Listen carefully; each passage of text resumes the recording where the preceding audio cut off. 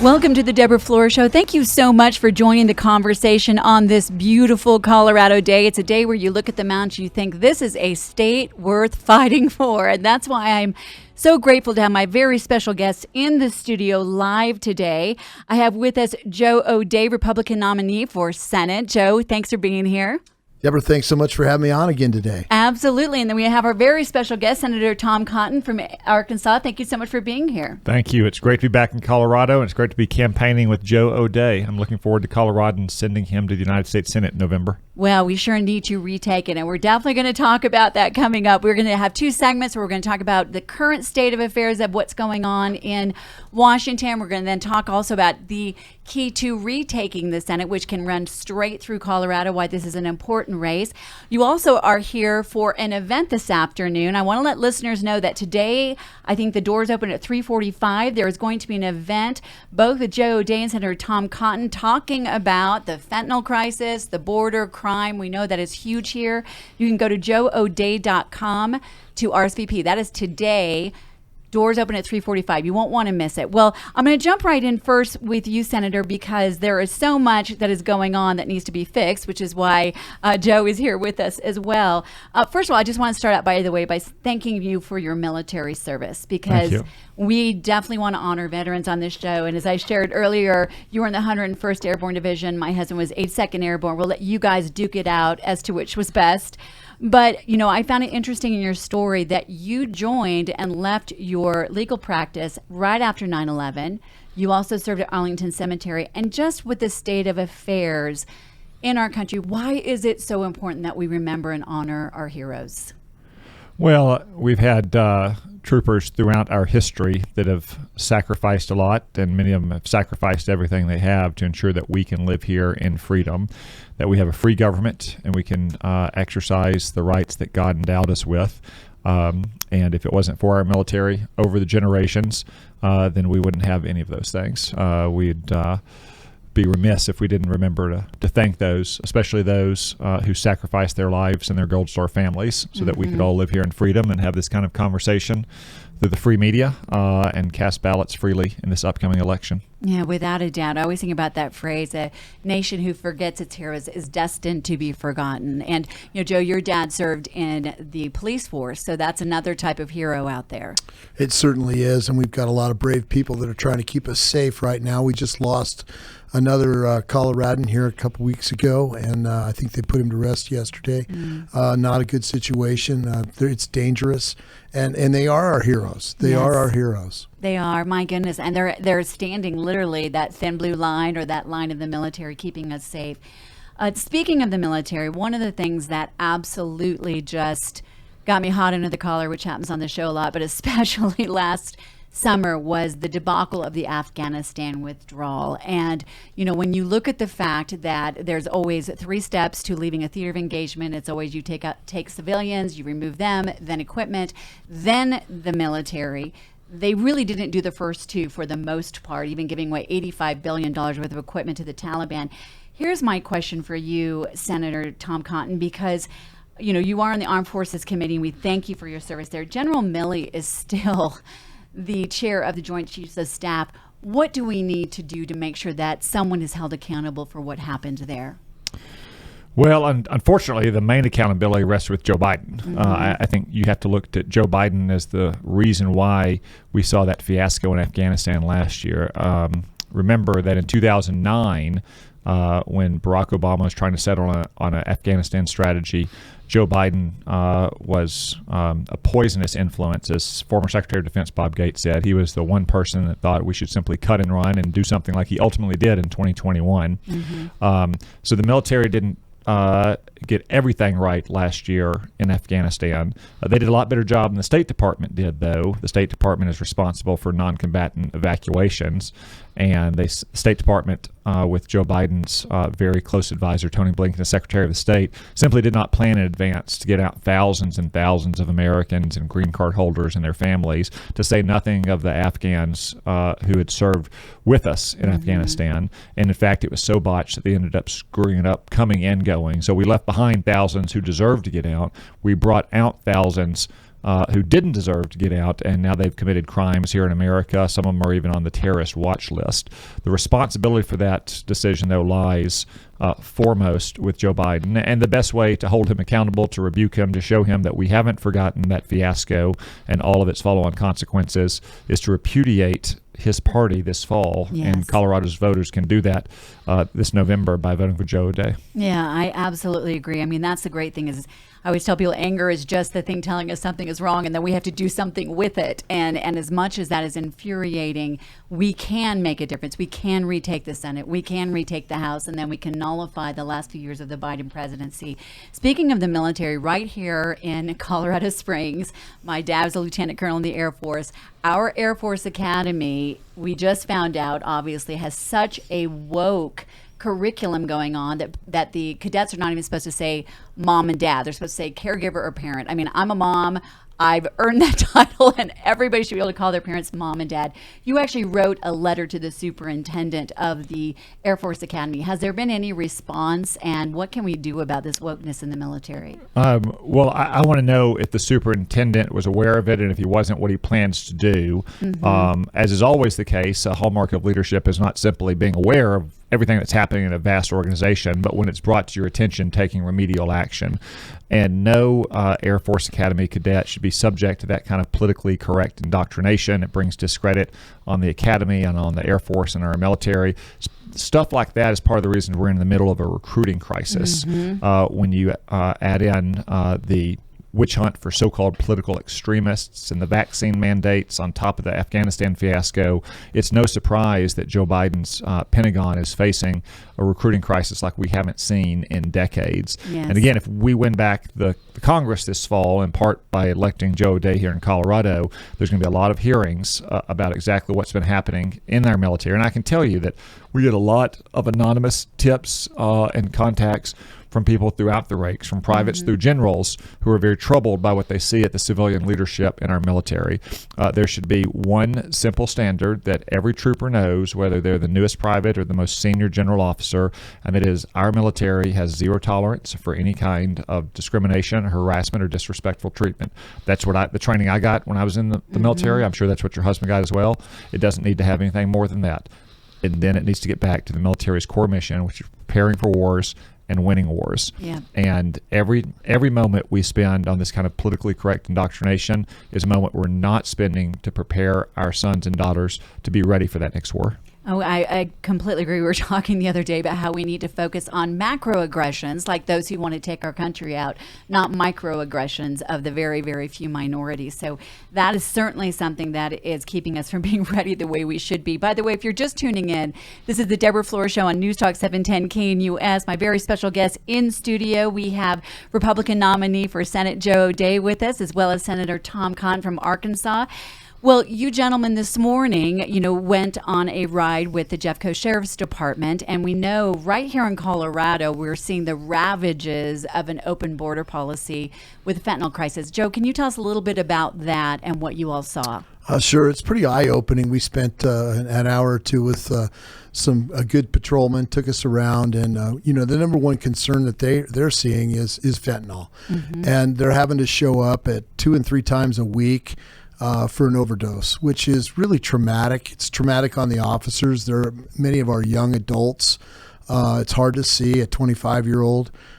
Personally, it's a touchy story for me because I've got a friend that lost a 25-year-old daughter, gorgeous girl here 2 years ago, to this poison. Yes. And they really are worried about the supply.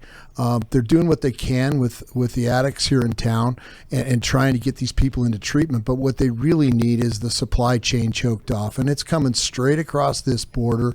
Southern border's wide open. It's being controlled by the cartels. And this is on the Biden and Bennett administration, as you know. They've had every opportunity. They could have closed this border years ago. They haven't done it. And now it's killing our kids. Yes. And it's something that we've got to take seriously. And when I do get elected here in November, that's going to be a priority for me, is to secure this border. So we got to move our kids forward. We can't continue to poison them. Oh, without a doubt. I mean, we really are a border state in a way. I mean, we're the drug distribution capital of America, coming straight up I-25, straight up I-70. And I'm like you, Joe. I've got teenage children who are fine. but we know young people who thought they were, just, I hate to say it, even just marijuana, or they didn't even know what it was, and they are no longer with us. Senator Cotton, you have really tried to champion this. In fact, I was reading a liberal paper that called you a hardline drug warrior, as though that was a bad thing. I think it's a very good thing. What has been the justification for the opposition to stopping this absolute scourge of fentanyl in our country? Well, first, as Joe stressed, we have an open border because of Joe Biden and Democrats like Michael Bennet. And that's not an accident. It's not a result of Joe Biden's incompetence. I know we attribute a lot of things to Joe Biden's incompetence, but that is not an unintended effect. That is very much what Joe Biden and the Democrats wanted. It's what they all campaigned on throughout the 2020 election, is to open our border and allow, we now are up to 5 million illegal aliens. This is what they wanted to happen. They're opposed not just to border security, but the very idea of borders, because they have such a globalist worldview. When it comes to fentanyl on the streets that's poisoning our children, they, once again, have a very ideological view that drug crimes should not really be crimes. People who are committed to them are usually just understood, if not misunderstood, if not victims themselves, and that everyone should be treated as a victim. We should do everything we can to get treatment for those of our fellow citizens who are suffering with the demons of addiction. However, if you are trafficking in fentanyl, you are in effect committing mass murder, and you should be treated as we would treat mass murderers. But soft on crime Democrats like Michael Bennet and Joe Biden are ideologically opposed to taking any steps that would impose longer criminal sentences or that would result in more prisoners in our prisons. And that's exactly what we need from these fentanyl traffickers. Yeah, and that's what's happening right here in Colorado, Joe. I mean, we even see it with our state legislature and our current attorney general trying to decriminalize fentanyl. It is just, once again, it's not those who are addicted to some kind of a drug that don't deserve our compassion. They do. It's those who are killing so many, and we need to stop it. Joe, you mentioned the fact that the cartel are basically in control. I was reading today that they're pretty much taking over Mexico with the money they are earning by our open border. One report from the Homeland Security says that they are making about $13 billion annually, up from $500 million in 2018, and they're using that to pretty much take over the entire, country of Mexico, based on human trafficking, drug smuggling, all of those really insidious activities. So you've spoken about closing the border, and I know, Senator Cotton, you've also taken a strong stand on that as well. I want to ask both of you, what are the solutions? Well, it starts with the border. It starts with closing that down. But we've also got to do more in Mexico to take on these cartels. We need to empower the Mexican government to take these people on so we can stop it before it ever gets to the border. We've also got to fix our immigration system here in Colorado, here in the United States. I've got guys that have been working for me legally for 15 years on different visas. They can never quite get through the system. It needs to be streamlined. That's part of getting this border under control, is we need to secure the border so we know who's coming across. But then those good people that can come across help our economy. We need to encourage them. And that's part of a more global effect that I see as we get going here. Well, without a doubt, because whenever I get a listener who thinks that somehow we're being xenophobic or something by saying that, I always remind them it is a president-made humanitarian disaster. My heart breaks for the women and the children who are suffering, who are being trafficked and then left under a bridge most of the time. So it is for their, in their best interest and the most compassionate move is to secure this and then find a way for them to come over legally. Senator Cotton, with your military background, you've talked about the fact that this is really an invasion with the drug cartel coming over. What do we need to do to reinforce those who are trying to keep our borders safe, with our Border Patrol or Homeland Security? Well, we need to finish the wall at our border. We need to make it very clear that if you come to America, you won't be getting on a bus or an airplane going north. You'll be getting on one going south. We need a lot more Border Patrol officers. Joe Biden and Michael Bennet, the Democrats, just added 87,000 IRS agents. It'd be much better if we added that many Border Patrol officers. Hear, hear. And finally, we have to take the fight to the cartels in Mexico. Fentanyl is so deadly, but it's also so small that even with a totally secure border, it's still going to be hard to keep it all out of our country. But there's a long history of U.S. law enforcement's elite organizations like DEA SWAT or elite military organizations like the Delta Force and the SEAL teams working with partners in Latin America to take the fight to the drug lords and the traffickers there. It's widely known that we had military advisors on the ground when the Mexicans captured El Chapo a few years ago, or when the Colombians killed Pablo Escobar in the 1990s. I mean, for goodness gracious, George H.W. Bush in 1989 toppled the entire government of Panama to stop them from running cocaine into America. 100,000 of our fellow citizens are dying every year from drugs. Just to put that in perspective, that's almost twice as many as we lost in the entire Vietnam War. It's almost 24 times as many as we lost in the entire Iraq War. It's almost 35 times what we lost on 9/11. You should just ask yourself, what would you do if Al-Qaeda and ISIS set up shop in Juarez or Monterrey or Tijuana and was killing 100,000 Americans a year? And that's what we should do to these cartels. Without a doubt, without a doubt. Well, it all starts, by the way, with taking back the Senate and the House. So when we come back, we're going to talk about that. We're going to talk about that pathway most likely going through Colorado and what that is looking like as far as the outcome. But don't go anywhere. This is Deborah Flora. I'm on News Talk 710 KNUS. Stay with us. We're going to continue with our wonderful guest today, Republican nominee for Senate Joe O'Dea and Senator Tom Cotton from Arkansas. We're going to talk about how we're going to take back the Senate, how we're going to have the solution to these out-of-control policies from Washington and coming straight up our border. So don't go anywhere. We'll be right back on News Talk 710 KNUS. Back to the Deborah Flora Show. So glad that you were part of the conversation. It's a very special show today. We've got some amazing guests in studio live talking about not just all the things that we know are challenging, but the real solutions to them. In the studio today, we've got Joe O'Dea. He's the Republican nominee for U.S. Senate, and Senator Tom Cotton from Arkansas, who is on the Judiciary Committee, the Armed Services Committee, and just really making a difference in this fight right now and needing some reinforcements, which is why we're here. We got to retake the Senate. But by the way, I always love to share the good news and the hope. When we were on a break, I did ask you, Senator, how long it would take to get this woke indoctrination out of our military. And your response was? One day with the right Secretary of Defense. all it takes is the right Secretary of Defense to issue an order for the entire military that every organization in the military will have a single principle for when it comes to equal opportunity training sessions. And that is simply to say that we are an equal opportunity organization. We do not tolerate any kind of harassment or discrimination or disrespect on the basis of race or sex or religion or anything else. He could even put out his one-page PowerPoint slide to say to commanders across the military, this is what you'll brief to your troops. And any command that briefs anything else will be relieved of command. Yes. Now, it'll be a couple years before we get that kind of Secretary of Defense, we hope, with a new Republican president. But there are things that we can do in the Congress if we elect Joe O'Dea here in Colorado and take back the majority. So, for instance, I had an amendment this year to the defense bill that would have capped the payment for so-called diversity, inclusion, and equity consultants inside the Pentagon to what an E5 sergeant makes. That's what we pay an E5 sergeant who is a fire team leader in the infantry, who is walking point, the most dangerous position in an infantry formation. People who are diversity consultants should not be paying anymore.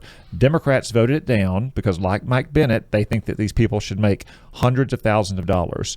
With a new Republican majority, we can get the ball rolling next year and be prepared for that new Secretary of Defense to put an end to all this nonsense on day one. No, I think that is absolutely, and I laugh, but it is unfortunate because I was reading an article where the greatest growth in salaries are DEI training, CRT training. It's just burgeoning everywhere. And you know what? Let's just cut off the faucet that is going to that, the spigot, and turn it around. So I love that. One day, if that is not enough motivation to turn the Senate, to take back the House, to work our way to taking back the presidency as well in 2 more years. So that leads us to a big topic of why you are here. And if you didn't hear earlier, there is an event going on with both Senator Tom Cotton and Joe O'Dea. You can go to joeodea.com, 3:45 today. The doors will open. They're going to be talking about fentanyl. They're going to be talking about crime. They're going to be talking about restoring balance and sanity and safety and security. Basically, the very basic jobs of government. That's what we're trying to have once again. So the important thing is taking back the Senate, and it is looking as though the road to retaking it very well may go right here through Colorado. So first, for you, Senator Cotton, tell us about your thoughts on retaking the Senate and achieving balance. How doable is that? I think we're going to win the House and the Senate, and I think we could have a pretty sizable majority, which is great when it comes to having working majorities in the Senate and the House itself. But in Joe Day, Colorado has one of the very best candidates we've got anywhere in the country. I know that Colorado has had a tendency to elect Democrats more often in the last few years than I might prefer. But I think Joe Day is going to be a great voice of common sense in the Senate for Coloradans of all parties or none at all, unlike Michael Bennet, who's been a rubber stamp for Joe Biden, voting with Joe Biden 98% of the time. Yeah, and then with Bernie Sanders, I think it's about 96% of the time. So, if Joe wasn't radical enough, let's go with Bernie, shall we? So, Joe, you've been out there campaigning. You've been all over the state. Tell me what you're hearing. What is the sense you're feeling from unaffiliated voters and Hispanic voters in particular, which is a large portion here in Colorado? Well, we built a huge coalition across the whole state. I've been to all 64 counties, many of them 2 and 3 times. And we're hearing the same thing from voters, whether they're Republicans, unaffiliated, or Democrats. They're mad. They're upset about the direction that this United States is headed and the direction of Colorado. They're talking about inflation. When you take a 10% haircut in your buying power every year, this is making a big difference. People are staring in the face of gas bills this year that are going to be up by 50% to heat their homes, wondering whether or not they can afford groceries. That's the temperature that's out there right now. They're upset about the crime. They're upset about the economy, and they're ready for something different. And so we've got a big coalition we've built. I've been really going down to Pueblo quite a bit. That's a big Hispanic community. As you know, Deborah, my wife is Hispanic. And so we've been really making sure that we get an outreach out there to talk to that community. They're upset. They're upset about the cartels up in their neighborhoods here. They're upset about crime. They're upset about fentanyl killing their kids. So it's just not a good time to be a Coloradan or be in the United States right now. But there's hope. If we can bring change here when I win in November, we're going to start with policies that are going to take back our country. They're going to reduce inflation. They're going to support our gas and oil businesses here in Colorado so we can get in front of this inflation. So it's an exciting time. Yeah, it is. It is. I mean, and that's the thing we always talk about on this show. We are not powerless. The powers that be would like us to think that. We have so much power at the polls coming up in less than 50 days now. I'm not even sure. I bet you know the exact count, but we're getting down to it.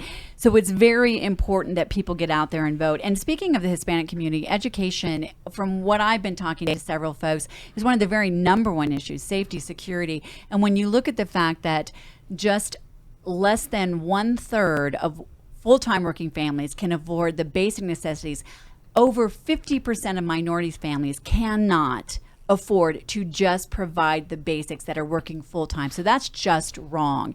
Something else that is just wrong that gets a lot of people hot under the collar is this massive student loan. I don't want to say forgiveness. Forgiveness is a nice word. Let's just call it, wealth redistribution, because that's really what it is. Joe, you're a hardworking person who built your own business and paid your way through college. I did not take out a loan. I worked really hard to get through college, all of that.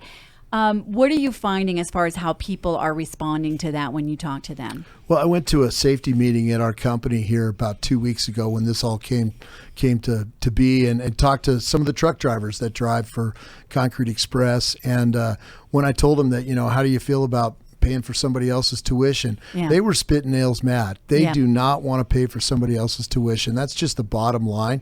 If they wanted to go to school and they signed up for that, they should have to pay for that. If they didn't, they shouldn't have to pay for somebody else's tuition. So it's a hot issue. It is. And I know, Senator Cotton, you've done a lot on this issue. I realize we only have a few minutes left, and so I appreciate anybody can go to your website and see all the amazing common sense alternatives that are there if we can get this stopped in time and we get some power back. I want to ask you about this question, though.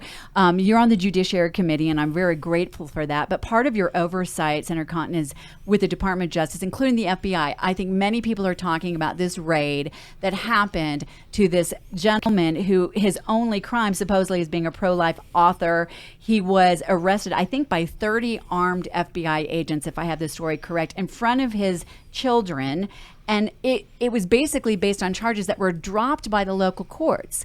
This is just one of these instances where people are looking left, right, and thinking, my goodness, these departments are becoming weaponized, it seems. Tell me your thoughts about that and what can be done to bring them back into their constitutional restraints.